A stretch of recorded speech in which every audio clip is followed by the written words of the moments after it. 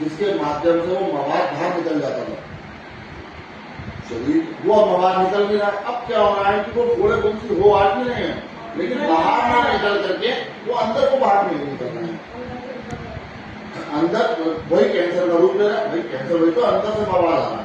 अब इनको मवाद बाहर से आ रहा है, यानी इन्फेक्शन इनका बाहर निकल रहा है। मेरी बात तो आप समझो, यही अगर अंदर को आएगा भाई कैंसर ही फोड़ा फुंसी है। हाँ अंदर तो नहीं है, बस मवाद भी नहीं आया, बहुत हल्का रहा, बहुत पहले नहीं लगता था। हाँ हमने निकलना ठीक हो रहे हो। अब क्या है कैंसर ही पूरा फुंसी है, ऐसे समझो। अब क्या होता है कि लोगों का अंदर मवाद निकलता है, जब अंदर निकलता है वो कैंसर का रूप ले लेता है। वो जो भाई दाना होता था, आप तो भाई पुराने आदमी हो, आपने सुना होगा दाना अपनी जड़ें निकाल लेता था, उसको कोई बाल तोड़ कहता था, कोई कुछ कहता था। तो क्या होता था, डॉक्टर क्या करते थे, चीरा लगाते थे और मवाद सब निकाल देते थे। अब वो मवाद निकल रहा है अंदर की तरफ, वो जड़ वहीं बनी हुई है। अंदर का ऑपरेशन कराना उन्होंने नया नाम दे दिया बायोप्सी। बाहर का जख्म हमेशा जल्दी बढ़ता है, अंदर का जख्म हमेशा देर से बढ़ता है, वो कैंसर को रूप कर दिया। कैंसर कोई बीमारी नहीं है, कैंसर से बबलू बिल्कुल डरने की जरूरत नहीं है।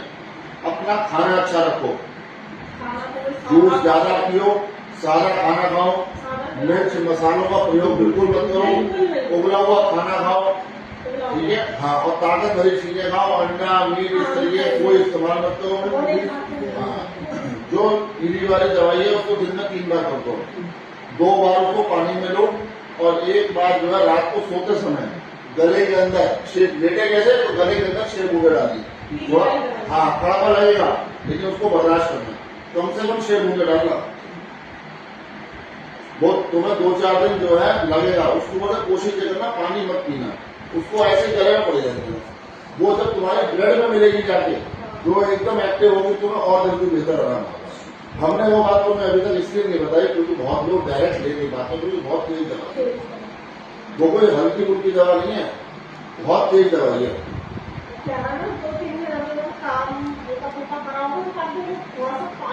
कोई बात नहीं, बाहर तो निकल रहा है, कोई दिक्कत नहीं है। मैंने तो बताया थोड़ा फुंसी में पास बाहर तो निकल रहा है, कोई दिक्कत नहीं, अंदर को नहीं निकलना चाहिए। अंदर को हमें सोचने का कारण है हमारे लिए, बाहर के लिए हमें सोचने का कोई कारण नहीं।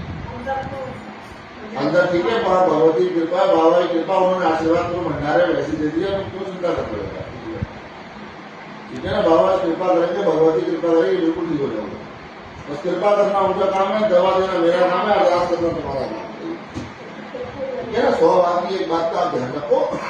इसलिए कैंसर ही थोड़ा फुंसी है, इसीलिए कहते हैं कि बेवजह की एंटीबायोटिक दवाइयां नहीं खानी चाहिए। जरा सा बुखार हुआ पहुंच गए, जरा सा बुखार हुआ एंटीबायोटिक खा ली, अरे गोली खा लो पैरासिटामोल, ठीक है। वही तो बात है। अब उसकी जो पीली वाली दवा है उससे तुम्हारे बॉडी में नेचुरल एंटीबायोटिक बन रहे हैं, जो कुदरत ने बचपन में बना के भेजे थे वही बन रहे हैं। तुम देखना जल्दी से कभी तुम्हें बुखार नहीं आएगा, जल्दी से तुम्हें बुखार नहीं आएगा, क्योंकि एंटीबायोटिक खाते थे पहले ज्यादा। बुखार आना भी जरूरी है, जुकाम लगना भी जरूरी है, दस्त होना भी जरूरी है, उल्टी आना भी जरूरी है, फोड़े फुंसी होना भी शरीर में जरूरी है, क्योंकि वो हमारे अंदर के जो जितना मवाद है, शरीर के अंदर की जितनी गंदगी है, वो उस रास्ते से बाहर निकल जाती है। अब लोग कहते हैं जुकाम लग गया, अरे डॉक्टर साहब दवाई दे दो। डॉक्टर साहब ने अपनी तरफ से खुद की दवाई दी पहले, अरे यार ये डॉक्टर बेकार है यार, उसके पास चले जाओ, वो दवा अच्छी दे देगा। उन्होंने क्या करा, तुम्हारा हाई डोज दे दी, उसने तुम्हारा जुकाम अंदर ही बंद कर दिया।